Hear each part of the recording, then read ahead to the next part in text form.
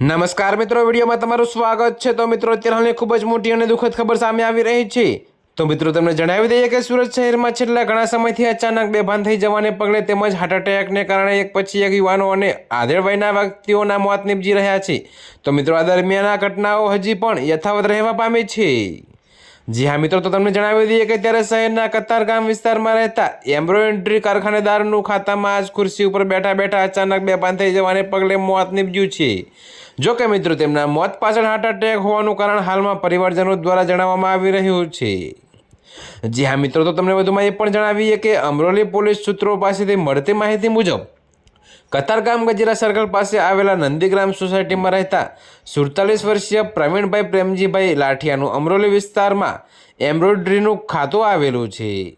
જો કે મિત્રો, આ દરમિયાન ગઈકાલે તેઓ ખાતામાં પોતાની ઓફિસમાં ખુરશી ઉપર બેઠા હતા તો ખુરશી ઉપર બેઠા બેઠા અચાનક તેઓ બેભાન થઈ ગયા હતા। જો કે આ અંગે જ્યારે તેમના પરિવારજનોને જાણ થતાં તેઓ તાત્કાલિક ત્યાં દોડી ગયા હતા અને તેમને એક ખાનગી હોસ્પિટલ લઈ જવામાં આવ્યા હતા। જો કે મિત્રો, જ્યાં ફરજ પરના તબીબે તેમને મૃત જાહેર કર્યા હતા। તો મિત્રો, અત્યારે હાલ માટે આટલું જ। મળીશું નવી અપડેટ સાથે। અને જો તમને અમારા વિડીયો પસંદ આવતા હોય તો વિડીયોને લાઇક, કોમેન્ટ, શેર અને અમારી ચેનલને સબસ્ક્રાઈબ કરવાનું ભૂલતા નહીં મિત્રો।